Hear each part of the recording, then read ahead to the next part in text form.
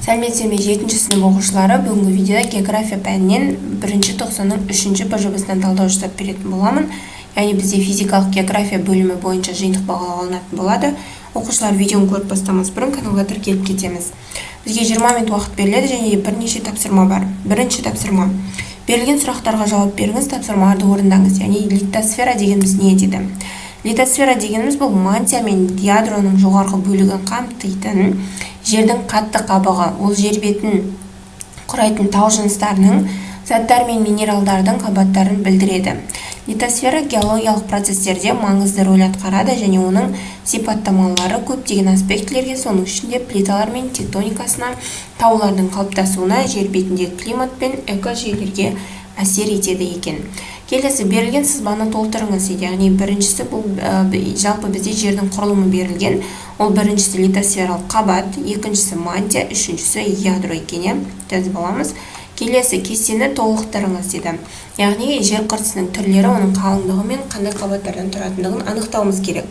Жер қыртысының түрлері бізде екі түрге бөлінеді: мұхиттық жер қыртысы және материктік жер қыртысы. Мұхиттық жер қыртысы әдетте континенттік қыртыстан жұқа, оның орташа қалыңдығы шамамен 5-10 километрді құрайды. Ол негізінен базальт жыныстарынан тұрады, олар түзілу уақытында тығызырақ және жас болып келеді.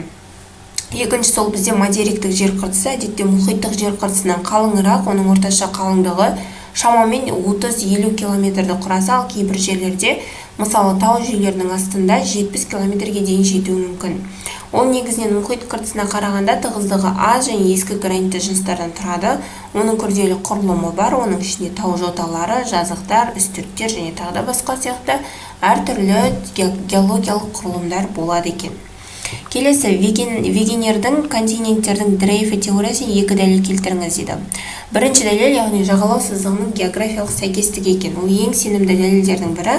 Оңтүстік Америка мен Африка сияқты континенттердің жағалау сызығы бір кездері бірі үлкен құрлықтың құрамдас бөлігі болған. Бұл бақылау материктердің бұрын бір-бірімен байланысып, кейін бір-бірінен бөлінген болуы мүмкін екенін көрсетеді. Екінші дәлел ол қазба ұқсастықтары, яғни вегенер. Сондай қазіргі кезде үлкен мұхиттармен бөлінген әртүрлі континенттерде ұқсас қазба түрлерінің болуын атап өтті. Мысалы, оңтүстік Америкада да, Африкада да ежелгі өсімдік пен мезозаврдың, яғни омыртқалы жануардың қазба қалдықтарының табылуы бұл материктердің бір кездері бір-бірімен байланысқандығын көрсетеді. Өйткені бұл түрлер бөлек жерлерде кең тарамас еді. Келесі, ежелгі суперконтинент Пангея қандай екі құрлыққа бөлінген дейді. Ол солтүстік жарты шарда Лавразия, оңтүстік жарты шарда Гондвана құрлықтарына бөлінген екен. Келесі, берілген суреттерді және дүниежүзілік литосфералық тақталар картасын қолданып сұрақтарға жауап беріңіз дейді. Бізде үш түрлі сурет берілген. Біріншісі Гималай тауы.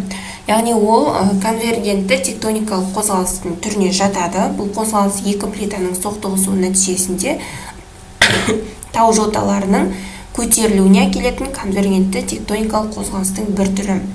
Яғни оның нәтижесінде Еуразиялық және үнді Аустралиялық тақта пайда болған.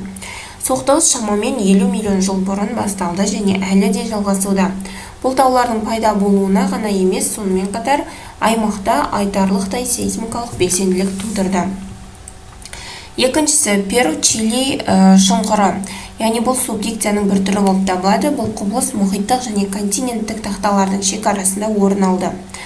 Бұл жағдайда мұхиттық Назка плитасы оңтүстік Америка материгінің континенттік тақтасының астына ығыстырылады. Нәтижесінде Еуразиялық және үнді Аустралиялық тақта түзіледі. Перу-Чили шұңқыры немесе Перу-Чили қатты зонасы деп атасақ болады. Континенттік оңтүстік Америка тақтасының астына мұхиттық Назру плитасына тартылып жатқан конвергентті тектоникалық қозғалыс нәтижесінде пайда болды. Бұл құбылыс субдукция нәтижесінде пайда болып, онда бір тақта басқасының астына батады. Нәтижесінде терең мұхит траншеялары, тау жүйелері және қарқынды сейсмикалық белсенділік пайда болады екен.